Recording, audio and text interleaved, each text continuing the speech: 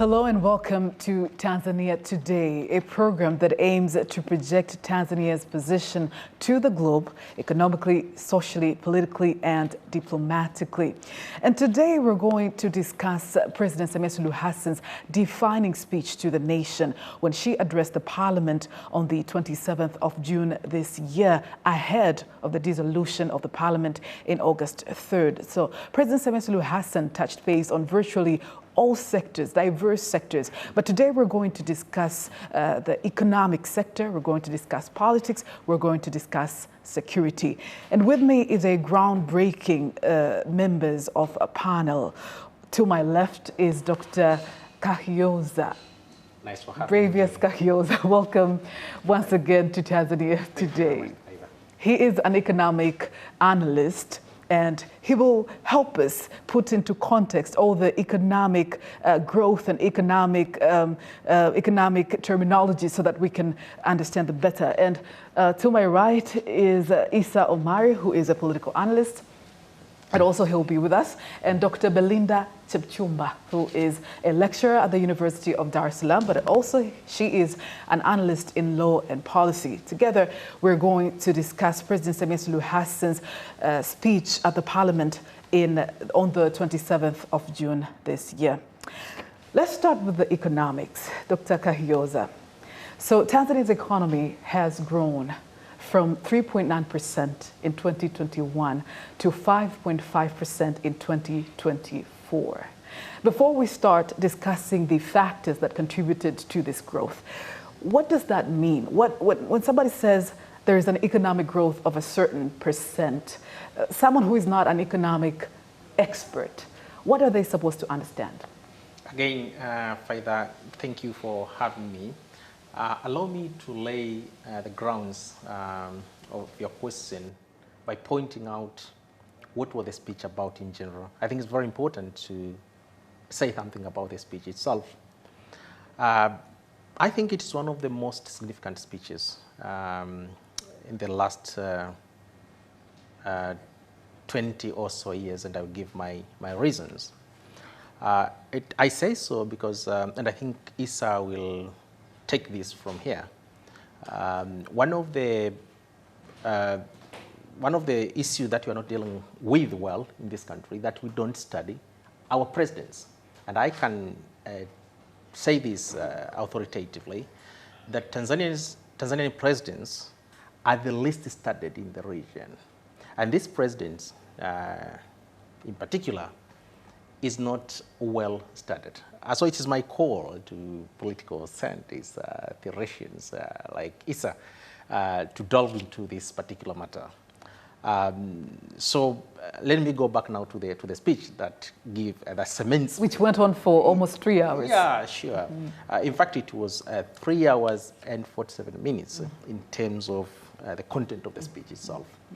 It was historical in three areas. One, is that the president unleashed what was expected of her in terms of giving the record of economic performance of this nation since she took office. So it was like the State of the Nation address. Number two, it was a speech that aimed at the question of inclusivity. And because of our history, because of the policies we are trying to embrace, it is very important in a country like this one to not to thwart the question of inclusivity. And there was a lot in her speech about inclusivity, because when we talk about Tanzanians, of course, you have to make sure that you incorporate all different cadres of people in the nation. Number three, it was a speech that was projecting what the future would look like under her leadership, but also thereafter, maybe after the elections or after 2030. So I think these three areas cement my argument on the fact that it was one of the greatest speeches for the last 30 years or so in this country. Now, then on the economic argument, your question is, what does it mean, really? Now, we cannot say what it means if we don't say where we are coming from. She took office, as you have said, when our economy was actually, the macroeconomic variables were, were shattered, were in tatters. Growth itself, as you have said, was below 5%. Now, in a country where population growth rate is 3%, you cannot sustain the economy that is growing below 5% because per capita income, the growth of individual income, is measured by taking the rate of economic growth minus the population rate. Now, if you have 3% population growth rate, you have 4.2% of economic growth. The difference is 1.3%, meaning per capita income, when she was coming into power, was growing by 1.3%. That is unsustainable in a growing economy, in a country that is aspiring to develop. And now you're talking about 5.5%, almost heading to 6%. All indicators are showing that our economy will grow by 6%, meaning per capita income will have grown during her tenure in the last 4 years by 3%. So from 1.3%, that difference, and now you are talking about 6% growth minus the population growth rate, which is 3%. So per capita is growing by 3%. Now, one will say, would argue that these are numbers. I don't think they are numbers. To look or to dig deep into these numbers, you have to look at three, and this will be my last point at this point, to the commoner, to the local, to the citizen. One is, when you look at what does the government budget for every individual. So we call it per capita spending.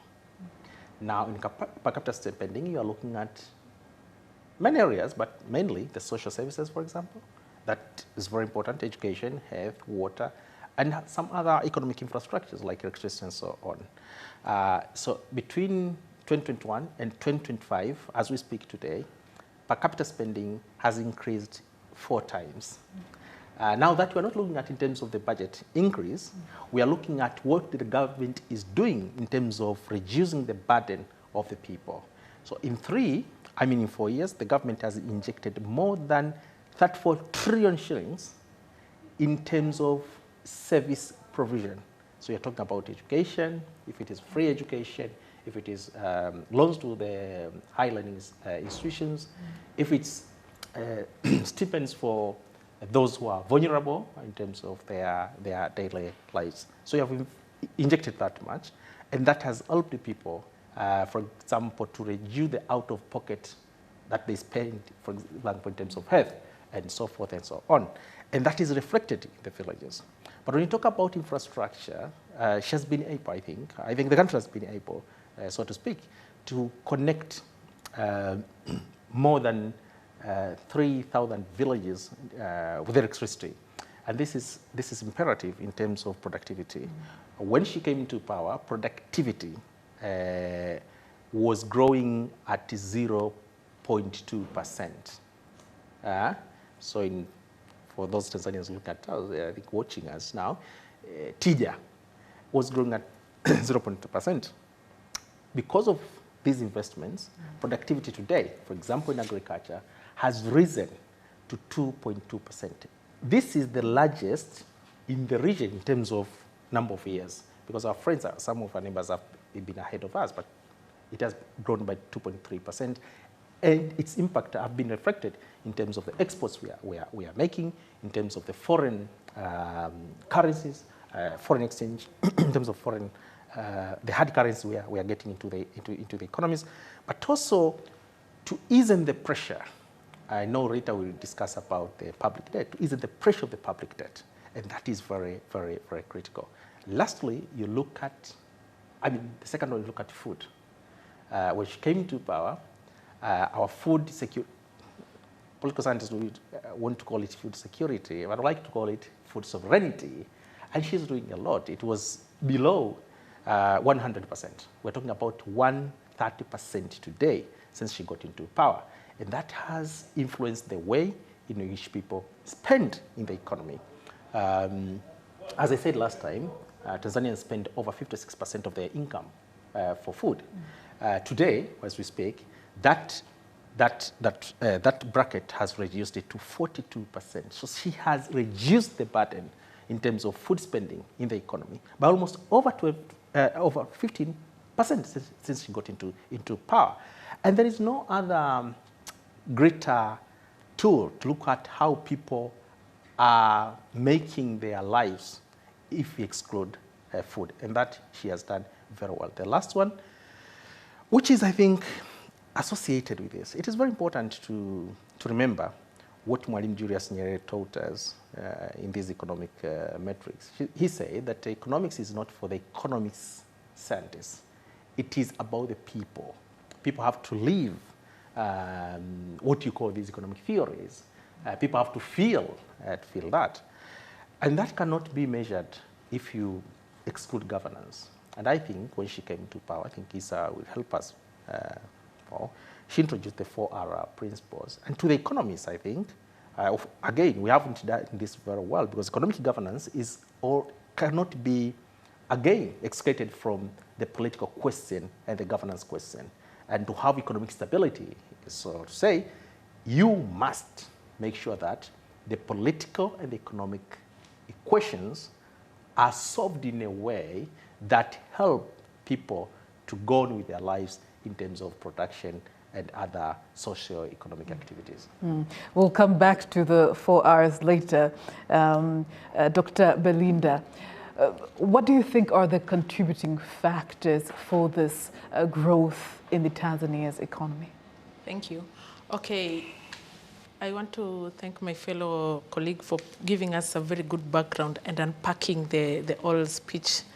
And one of the factors that I can say that has contributed to this growth is in terms of a legal and regulatory framework. We have very progressive laws in terms of property rights, in terms of land acquisition.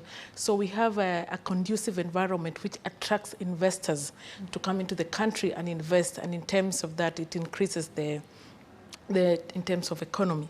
So in an environment where the laws are conducive, automatically there will be growth in terms of in economy. So another aspect is also issues of PPP. We have a very good law in terms of public-private partnership, which has really helped in terms of building of infrastructure, in terms of energy. We have issues of electricity, roads. All these have been brought up in terms of issues of PPP. We also have very good policies in terms of agriculture. He said something about issues of food security. He's talking about food sovereignty. All these have made possible in terms of the laws that have been there and policies in terms of agriculture, subsidies, and all this. Yeah, that is my aspect on that. Thank you. Your take on that is? On what my two colleagues said. Of course, the development theory has moved beyond the trickle-down economics. And actually, is that when you have GDP growth at national level, state level, it was expected that that should trickle down to benefit the ordinary, average Tanzanians or average people. But then that does not come automatically. It is not guaranteed. Therefore, there has to be deliberate efforts by the government in order to implement social policies.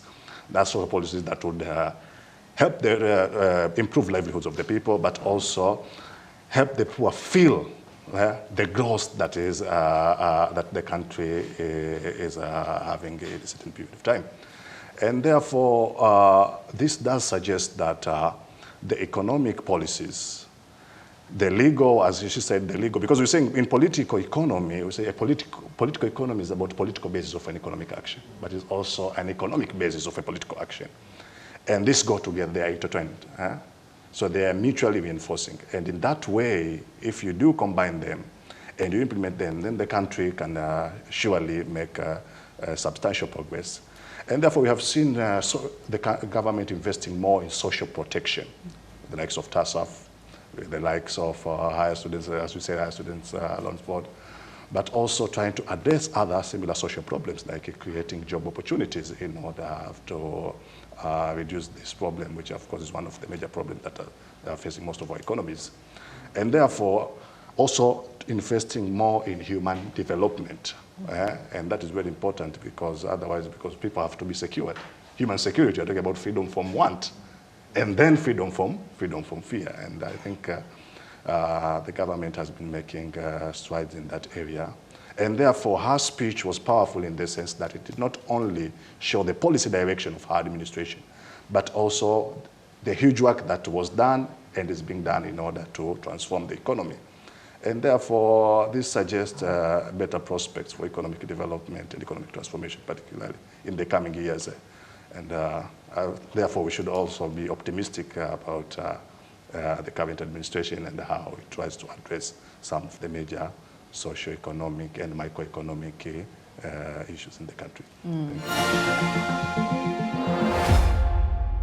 Dr. Kagioza, when you were elaborating, you touched on the 4 Rs. I want us to discuss a little bit. So when President Samia Suluhu Hassan came into power, among other things, she adapted the 4 Rs, which is reconstruction, resilience, rebuilding. How have these 4 Rs been able to be a unifying factor, and how have they helped the democratization process? I think this is obvious for everyone to see the way the 4 Rs have contributed into the democratization process. Of course, I would like to say that democratization is always a work in progress. I don't think that we will reach at a point where we say that now we are fully a democracy. Of course, theoretically, we may argue so, but I think practically that is not. It's an organic process. It's an organic process, as you say. But also, democracy, as always is that it goes with certain waves and tides in accordance with the kind of geopolitical, geoeconomic factors. So it's very important also to look at the circumstances during a certain period of time. And of course, she came to power when the geopolitical and geoeconomic metrics were not that conducive. In one sense, this theory in 1990s, when people started saying, now if you globalize your economy and liberalize your politics, everything will be Hail Mary. It isn't so when it comes to the South, because one of the biggest issues is that we have a lot of what we call natural resources. Unfortunately, when economies are globalized, these resources become resources for everyone. And one tool to make that these resources are for everyone in the world is politics. And politics, of course, lies at the center of democracy. And of course, she came into power when, I think this has to be said, when we had those problems, the way in which we were juggling with the global tensions and the internal affairs. So I think it was important, not for her part, but for the nation at large. And because she was leading, it was important to come up with a kind of a solution to deal with these things. And these are the results. One, it is clear that because of the 4R, investment, as Dr. Belinda has highlighted, investment during her tenure has quadrupled. And remember, before she came into office, there was a lot of hullabaloo about Tanzania being sidelined by the international metrics of economic management. In the truth, FDIs had fallen by almost 6%. Between 2016 and 2021, Tanzania FDIs had dropped by 6%. Our foreign exports had declined by over 20%. For every $100 we are getting, we were now getting almost 80. Our domestic investments also had shrunk. And because of this, because of her policy, her principles, her ideologies of wars, it has been able for the country to integrate well with the world, to gain back confidence in the internal economy. Remember that the economy runs on confidence. Confidence to the consumers, confidence to the investors, confidence the citizens at large, and that has been gained. Two, if you look at the way some of the reforms, I think there are many reforms. The difference now is that people have become more enlightened in terms of using through social media and the rest. And it is very dangerous to measure success by looking at what is happening in the social media platform, because it won't give you the real issues. A number of reforms have been adopted, and these reforms range from how our local governments are working, in terms of how we have been able to make sure that institutions, and now I would like to insist on economic institutions, for example, are more freer and more accessible and more tolerant. Talk of the TRA, for example. Remember the noises that we are making before she came into power, and that had affected a lot of businesses within. And we have seen its results. Trade as a percentage of GDP when she came into power was about 35%. Today we're talking about was 35%. Today we're talking about 45%, 10% and 80% increase, and that's important. The last one is the governance at large. I think we have seen that if you look at the institutions, for example, of the electoral system, I think we have done a lot of reforms through consultation, engagements with different parties. We have also, I think, under our leadership, tried a lot to make sure that we are in the election period. If you look at the way so far, the party, for example, she's leading is running internal politics, very democratic, and that is reflecting what she has been doing. But talk about emancipation, you can call it. In economics today, we have what we call womenomics. I think many women are coming into the bracket of economic affairs, but they're coming in the bracket of political affairs. And that is crucial, because at the center of it all lies what women do in terms of our economy, in terms of our politics, in terms of our social affairs and the rest. And I think in totality, that's how you would define the democratization process. I must add that we are not yet there, and it is foolhardy for one to say that we should expect this president to do everything. Let's look at the steps we are taking and then say where we are heading, and if we are able to get to where we want to go. You had something to add? Just to add what Dr. Kahioza said, the main challenge that is facing most developing countries, and actually they have been grappling with over the past 3 to 4 decades after political and economic liberalization, is how to create political systems with legitimacy in the eyes of the majority. Yes. And without legitimacy, there can be no stability. And without stability, no social and economic progress. And legitimacy is increasingly seen to lie in democratic forms of governance. And actually, the 4R was an attempt at setting a roadmap and a blueprint for the democratization process in the country, in an attempt to re-democratize, because democratization goes beyond the electoral process, beyond voting. If we tend to think that the mere process of voting is democracy, then that will lead to a fallacy of electoralism. It goes beyond it. It should translate into substantive policy outcomes. Otherwise, we might fall in the trap of democracy of tears, or even choiceless democracy. And instead of promoting the politics of smiling, we might promote the politics of suffering, as we are seeing major developments that are taking place in most of the countries in south of the Sahara. And therefore, that was an attempt to do that.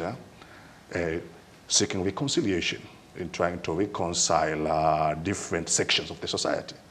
Because democracy is not an elitist game. We need to have a common understanding of what democratic values should underpin our political system. How to rebuild the political institutions. And then how to make them resilient in that way. And then we embark on reform. Reform is the final process after a broad-based, inclusive national dialogue on democratization. And democratization is an endless process because it's shaped by the social structure, the material condition.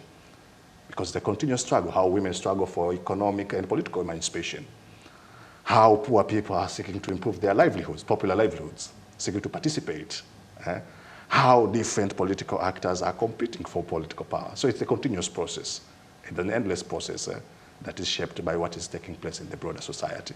And therefore, if we take the 4 hours seriously, and we embark on a broad-based, inclusive national dialogue, before rewriting a new constitution, then I think we're in a position to have a thriving democracy. A democracy of, a joyful democracy, not democracy of tears, that everyone will be part and parcel of that political process. And in that way, we can lead to relative stability and relative peace, because peace is not absolute, and stability is not absolute because of the political and power dynamics that always shape how we interact in social and political life. Remaining in the 4 hours, a reconciliation commission was formed, and it came with recommendations, short-term and long-term. The long-term include a new constitution. The short-term include freedom of speech and association. Dr. Belinda, how effective where was the reconciliation commission, do you think, in this process of democracy? Okay, thank you. And for example, let me unpack from the 4R. The first R is reconciliation.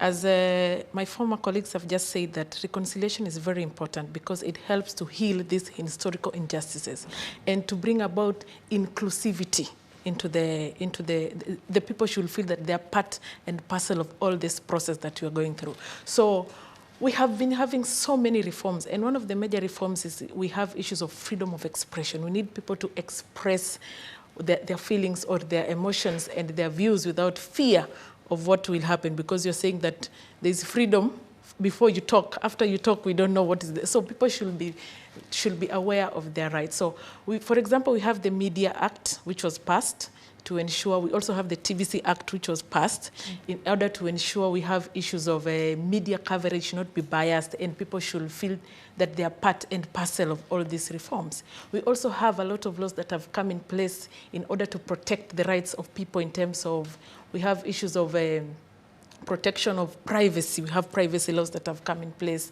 and issues of, we ensure that despite the fact that we have freedom, it should not be misused. It should be used for the better of the economy instead of being misused. So I have to join hands with my colleagues in saying that we should, these reforms should help us in ensuring that the rights, issues of human rights are protected, issues of accountability, we should say issues of transparency in the economy and etc. So there have been reforms on my part, there have been major reforms, and yes, it is a process. It is not an event, so it is something that it is going on, yeah. And actually, there's a growing consensus that human development now it's also encompass political factors, like the level of democratization and protection that we are, in terms of affording protection for human rights protection in general.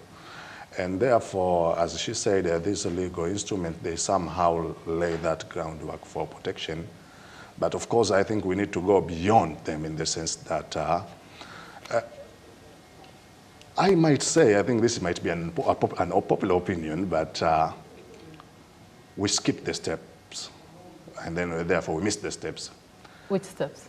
Steps in the sense that we didn't complete the reconciliation process, serious reconciliation, because reforms, these are the outcomes of reconciliation, what we have agreed. And therefore it is very necessary now that as we expect to have a new constitution in the next 5 years, that we go back Because after the new constitution, also the electoral laws and everything that we have enacted, they are going to also to get these were measures only for the short term in order to facilitate the 2025 election.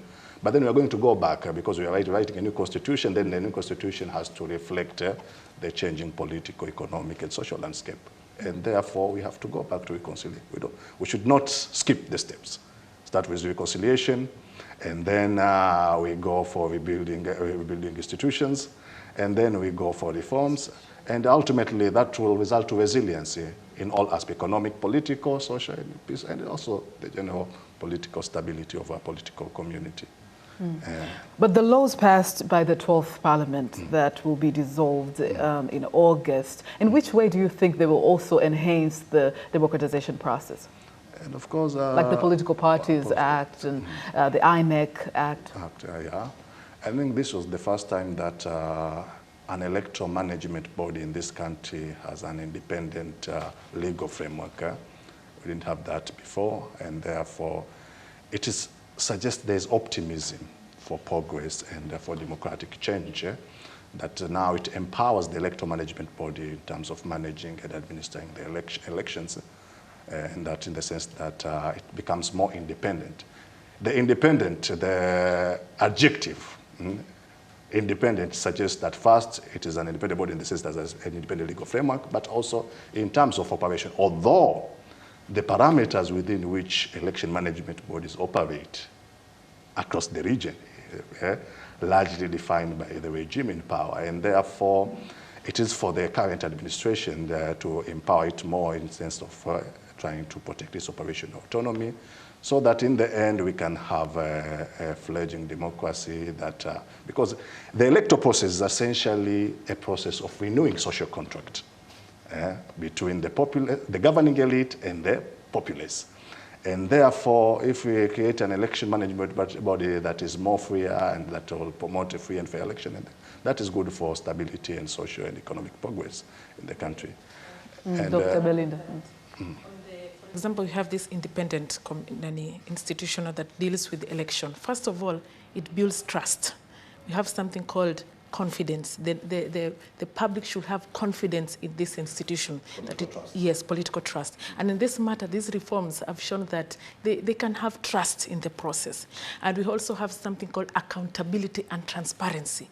This law comes in to bring and to show that there is accountability and there is also transparency in terms of all the activities that will be done. So in terms of this amendment, it is a very great reform in terms of building trust and also confidence in the general public. Yeah. Yes. One of the things that also President Samia'S Hassan addressed in the parliament and to the nation as a whole was the issue of a new constitution, that in the next 5 years, that is one of the priorities. Now, some people advocate for starting from where the Warioba draft ended, but some people say, well, we can start afresh. What is your take? Let's start with Dr. Kahioza. What is your take on that? I don't think this is popular enough. I think we should start afresh. I think the circumstances that led to the draft we had have changed immensely. The question, the demand question, what people want, how do they view their nation, how do they view the world, I think it has changed significantly between 2015 and now. But of course, we have new realities as well. We are thinking of 2050 in our new Vision 2050, eyeing an economy, a $1 trillion economy. That means we'll have to have a lot of not only economic parameters to look at, but we have to look at politics, social affairs, how do we do in science, how do we do in military, and the rest. So I think the argument is that we spent a lot of money to have that draft, and people had given out their views, so we have to respect those views and move forward. But see, you know, this is about 10 years, and then to be about almost 11, 12 years if we are to start the process in maybe 2027 or 2026 or so. What does that tell you? You had people in 2014 who were 17 years of age, and now they are 27. These are people all over in our cities, in our villages, and they would like to have a say on what their nation is going to be. So you cannot wish that away and say, now there are people who gave their views. And remember, the young generation, I think it's not always good to say they have a high stake when it comes to the country, but it is true that these people, I think, have to be listened in terms of their voices. How do they want to structure their affairs? So I think we need to start afresh. Lastly, it is also important that, of course, some people say, oh, it was a beautiful draft. Yes, but it had also, because one area I think we missed the step is to subject this draft to the activism angle, one, and to the opposition politics side of affairs. And therefore the question was about how do we get these leaders? I don't say leadership is not important, but there are other factors. For example, I would like anyone to challenge me. That constitution, that draft, is not solving the colonial question, whereby when we are getting independence, our question was, we want to have a political state from the administrative state that colonialists left. And now if you listen to many views, it's that is ailing us. Now, when we came into that draft, there was no such a thing as changing that. For example, if you had to look at the way we manage our economies from the center, between the central government and the local government, still that draft was not giving those powers, the economic powers, to the people at the local level. And remember, as he was saying, it said that when we talk about democracy, talk about democratization processes, it's not all about voting. It's about how people are faring in their total ways of life. And you don't see that in that constitution categorically. And therefore, I can say that the economic governance question was not that very clear. In fact, it was subscribing to the certain global ideals which are so dangerous to our economies. And that's another fact that we have to look at. It is not wise to go blind and say, we had a beautiful draft because of the political reasons. I think the economic reasons of that draft are wanting, and we have, I think, to start afresh and rethink on the way forward. But I must stress that the point of inclusivity, we have many young people who were very young by then, who couldn't air their views, and they want to have a stake to the structure of the political governance, economic, agriculture, and the rest. We cannot say that let's run with that thing and then disband everyone else and put him or her outside of the bracket. No. I think it's not limited only to two options. I think there are three options. The other one being the draft by the Constituent Assembly, the SITA drafter.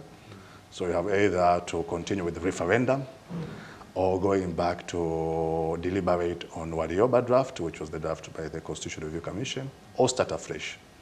I would say we start afresh also. I'll second my colleague here, because one of the problems with the stalled constitutional review process was that it was elite captured, as you said. Yeah? It was elite captured, and in the eyes of the majority, it was an elite game or elite power struggle. And when you look at it from a critical perspective, then you're going to see that it only pretty much focuses on power distribution among the elite, but not addressing the grievances and discontents that emanates from the bottom. And therefore, if we start afresh, because the constitutional review process is part of the reform. So my argument is still that we need to go back to, we start with the reconciliation, reconciling farmers and herders, reconciling small miners, the state, as well as the foreign investors, reconciling the youth, reconcile. So a broad-based reconciliation. And afterwards, then we can, because these are also forms of what we call the minor social contracts, that will get us to a major social contract, which is the constitution, that is the basic structure of the society. Without embarking on reconciliation, I think we'll be embarking on a pitfall constitutional review process, which might not bring us what we want. And as I said earlier, one of the challenges that most of our countries have been grappling with over the past 3 decades, or 3 to 4 decades, has been creating political systems that have legitimacy in the eyes of the majority. And legitimacy is very important.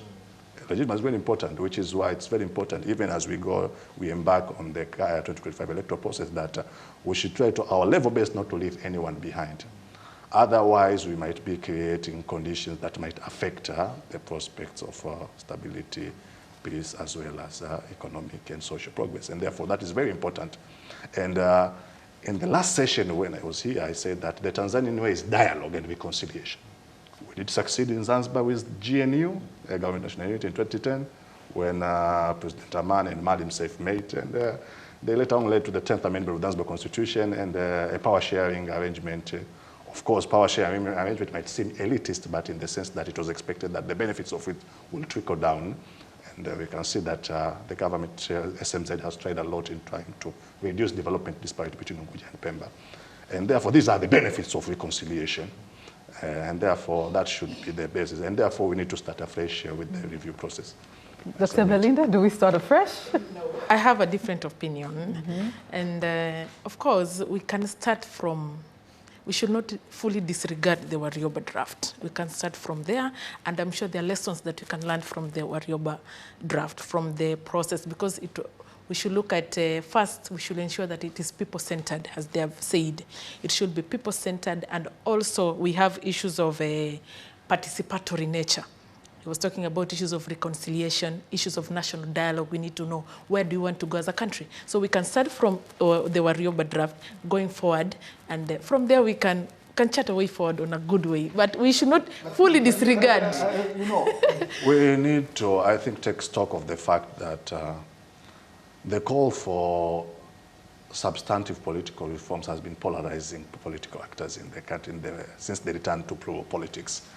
And therefore, you can see the politics around the review process and the outcome, the draft constitution, which sometimes in colloquial known as CETA draft.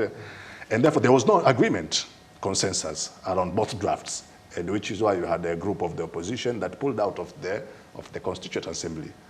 And therefore, how do you reconcile this guy? How do you bring them to a zone of potential agreement, ZOPA? You need to bring them.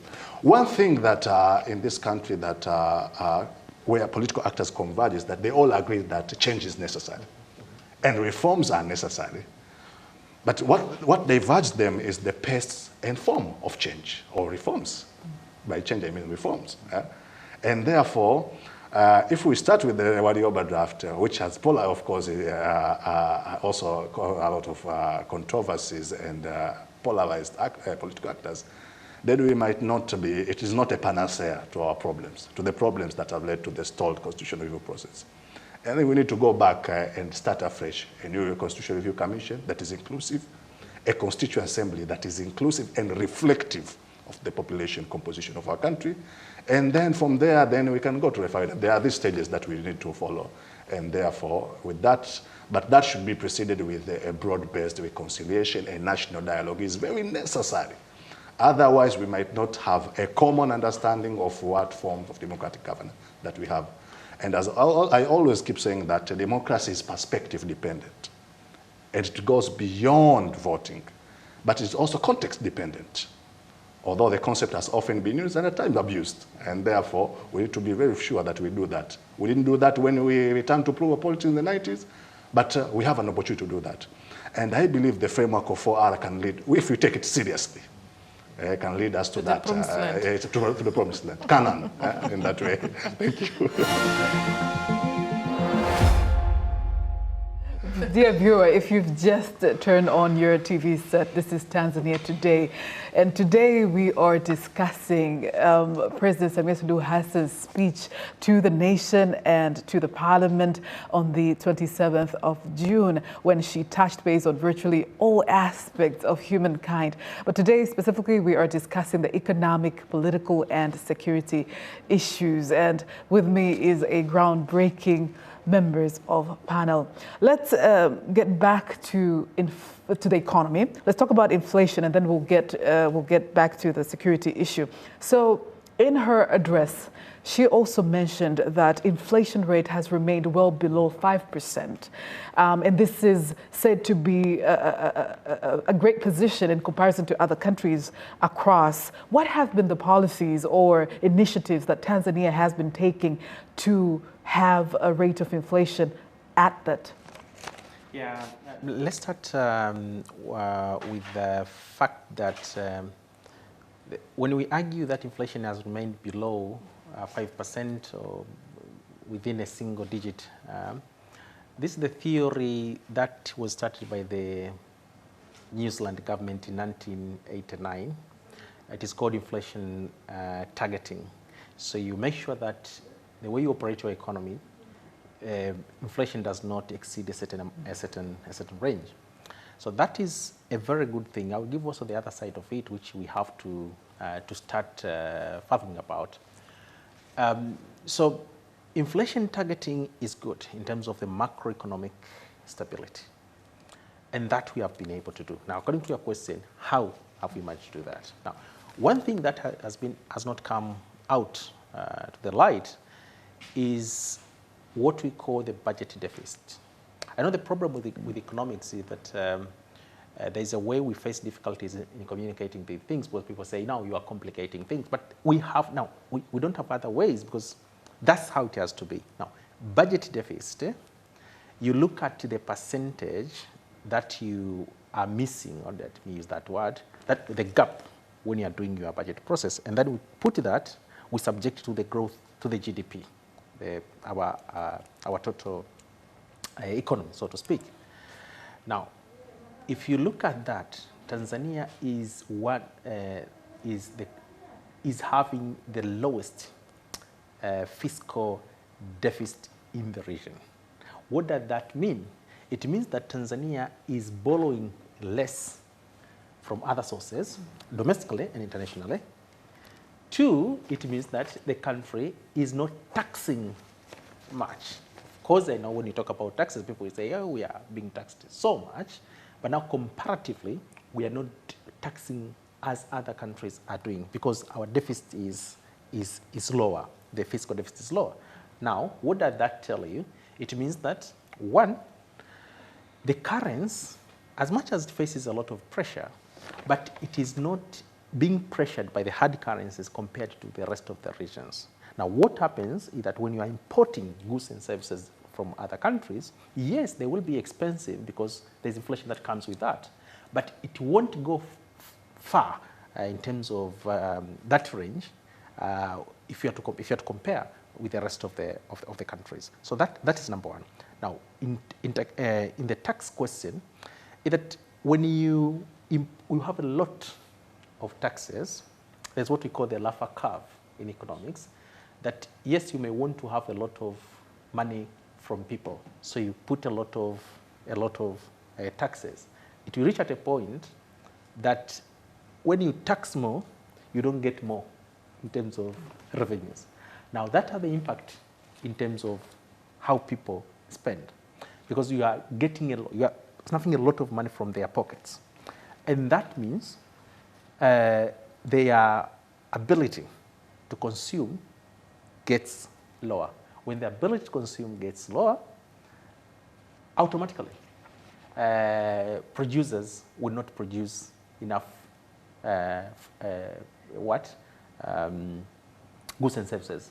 When goods and services are not circulating in the economy, what happens is that prices start shooting up. Now, that has been managed well in the country. So you have people are producing, and one critical factor in terms of production is agriculture. We have invested a lot in agriculture, comparatively. Of course, we have a long way to go, but we have been able to, the government has done a lot of work in terms of investing in agriculture. In the last 4 years, the government has invested almost 70% of what this country did in the last 60 years. And that has helped a lot to ease the pressures. I've said before that if you have to look at the way Tanzanians spend on food, for example, that takes a lot of their money, and food is relatively cheaper. One who is watching us today can just Google to the Numbeo facts, and then they give out all of the cities in the world, and you find that despite all the shenanigans about life in Dar, but still we are not worse off compared to the rest. Lastly, inflation is also a question of how much you are investing in the productive activities. So one, I've said agriculture, but we have other areas. For today, a lot is being invested in terms of how do people, for example, access information. And that is having the economic effect. One of the greatest economists, Joseph Stiglitz, won his Nobel Prize because of what he wrote about information economics and how it helps people. And in this time and age, when you have that, you allow people to go in what we call the gig economy. So you don't have formal employment, but you are able to work and earn your living through your phone, through your computer, and other ways.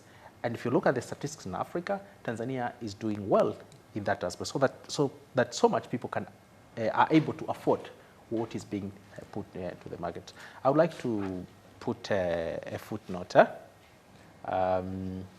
Yes, but we'll have to check the other side of the fiscal management of the economy in terms, for example, of how do we pay the workers in the country, because there is silent inflation. Despite all the silent inflation that we look at cumulatively, if in 5 years inflation has increased maybe 4%, 3% a year, in 5 years that is 15%. But if you look at the wages, they have increased not more than 1%. So if you take that difference, you find that even if you have increased the salaries and the wages, still cumulatively inflation is biting people. So instead of looking at inflation targeting, then you have to look at the way you empower your people to make young people, for example, access more jobs and they get out of what I call the D3 jobs: the dangerous, the dirty, and the difficult. And that way, you will be able to contain this problem significantly and sustainably. On that note, just briefly, she also spoke about the national debt, which has increased to 107.7 trillion shillings. What measures can be taken to decrease this? Yes, the public debt is biting. We have to be very frank, and we can't continue this trajectory. So the ways: number one, let's rethink the way we measure our economy. Now, this question of GDPism is very good. But remember, when you inject cash in the economy, the next year you'll have the economy booming. But remember, you are not productive. And that's why if you look at the ratio between tax and GDP, it has remained 12 to 13% for the last 20 years. It is telling you that we are not collecting enough, despite the fact that the economy is growing. So that is a technical question. And please, Madam President, don't be told that we need solutions from somewhere else. You know, the economy is like a fundi who is, structuring your house. If he or she structures it and gives you that, what we do call the structure of what you want to build, you still need a person to build that. So it's not enough to say, okay, some people are doing this way, but it's about the eyes and the hands of the people who are managing the economy. Lastly, it is important to complete the journey that we have started in this infrastructure that we are investing in. I'm hugely convinced once completed, these things will be so productive and the economy will be able to absorb the shocks of the public debt, thereby reducing the burden and also, of course, reducing the level of taxes and making everyone better as far as the participatory method or in economic activity is concerned. This is Tanzania Today, and we are winding up on that note. Today we were dissecting and analyzing President Samia Suluhu Hassan's speech to the nation on June 27th when she was addressing the parliament ahead of the dissolution in August 3rd. We discussed three main areas: the economics, the political aspect, and security aspect. Part two, which will be next week, will discuss remaining aspects of President Samia Suluhu Hassan's speech. I was your host, Faida Ngaga. On behalf of the whole team, goodbye.